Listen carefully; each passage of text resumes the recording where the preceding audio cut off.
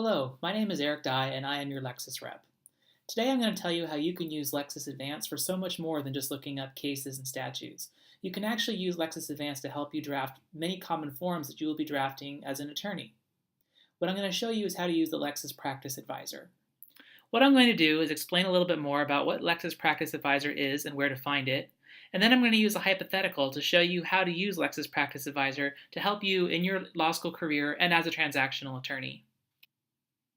The payoff will be that you will now know how to use Lexus Practice Advisor, and you'll have all the tools you need to tackle any transactional work that gets thrown your way, whether it's drafting something like a contract or any other kind of agreement. So let's go ahead and get started. So right here, I'm on the Lexus Law School homepage. This is where we're going to want to start out.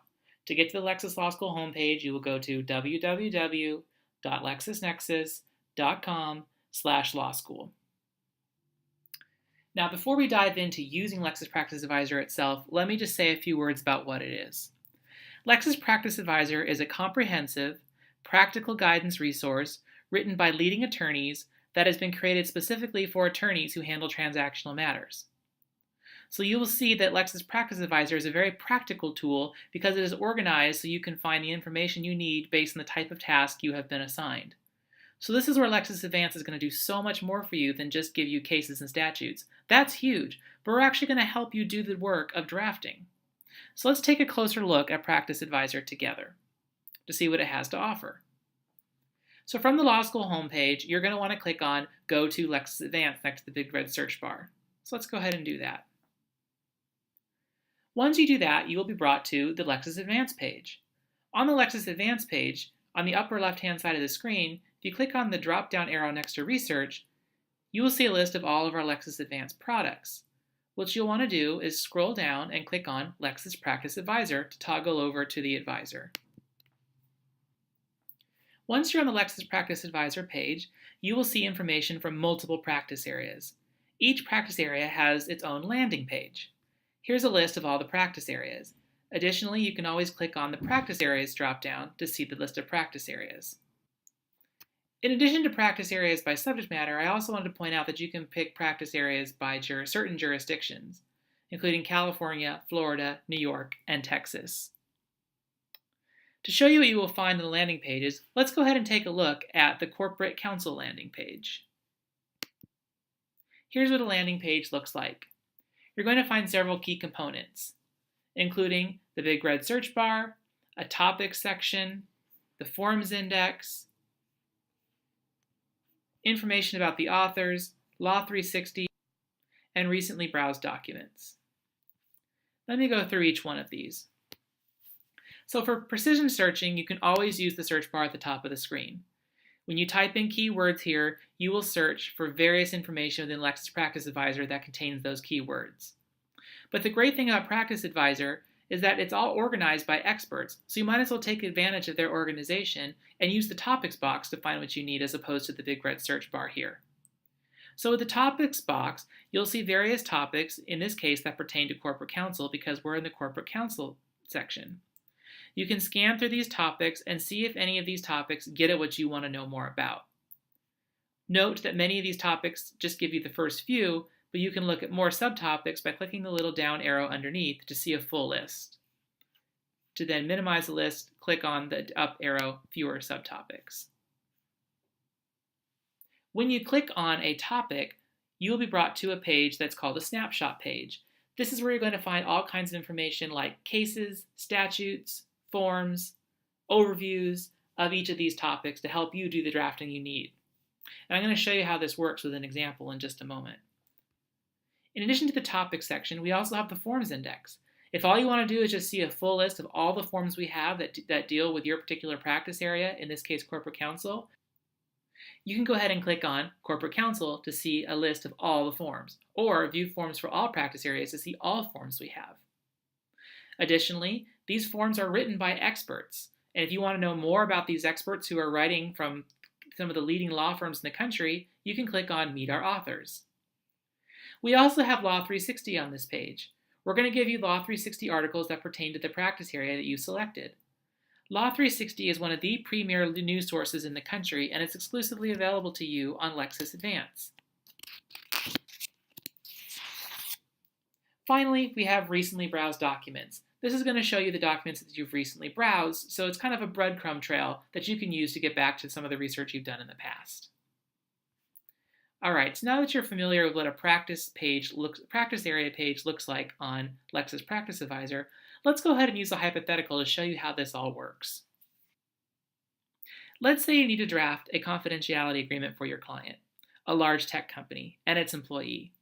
The parties agree that, in connection with the employer's employment, he or she will learn and be exposed to information that the employer considers confidential, and the employee must keep that information confidential. Lexis Practice Advisor can help you out with drafting this confidentiality agreement that you're going to need. First, let's pick a practice area landing page that we think will be helpful. Given that this task involves confidential information at a tech company, it is quite possible that we will find what we need on the Intellectual Property and Technology page. So let's go ahead and go there. I'm going to click on the Practice Area dropdown, and then click on Intellectual Property and Technology. Once on that page, you will take a look at the Topics box. You'll browse the topics and see if there's something that's going to be relevant to you. As you scan these topics, you will note that about midway down the page is a section called IP in Employment and Third-Party Agreements. And that within that subtopic, you can find confidentiality agreements. This looks like exactly what we're looking for. So let's go ahead and click on that. Here's that snapshot page that I was talking about earlier. That's going to give you a snapshot of this particular subtopic, in this case, confidentiality agreements. We're going to have forms available for you, practice notes, articles, secondary materials, and cases. Just look on the left-hand side of the screen to see what's going to be available. So first, let's go ahead and take a look at practice notes. This is going to give you a nice overview of confidentiality agreements. Sometimes having an overview is really helpful just to kind of help ground yourself so you know what's going on in this area of law that you're trying to wade into. Here, expert Rebecca Myers has written this particular guide. Going back to the snapshot, you will notice that you can also click on secondary materials and cases to see secondary materials and cases that deal with confidentiality agreements. But probably what's going to be most important to you is the form itself. You need help drafting this confidentiality agreement. So let's go ahead and click on Forms. Here we have a list of all 41 forms dealing with confidentiality agreements. When you scan through them, you'll notice that the fifth result is a unilateral confidentiality agreement with an employee. That sounds like what you need, so let's go ahead and click on that form. When you click into the form, you'll notice several things. First, at the top of the form, we're going to give you a date. That date's going to show you when this form was last updated, so you'll know that you have the most up-to-date form at your disposal. You'll also notice who the author is that drafted this form. In this case, it's Rebecca Myers. You can click on her name to learn more about her background and expertise. Then there's the form itself, titled Unilateral Confidentiality Agreement with Employee. Our forms are going to have fill-in spots where you can actually fill in the information relevant to your particular situation. So here we tell you need to type in the employee name. Let's say that name is John Smith. Apply. Once you click Apply, that blank will be filled in. Then you can do it again on address, 123 Elm Street, apply, and it'll apply. The next thing to note is that next to each clause will be a little piece of paper icon.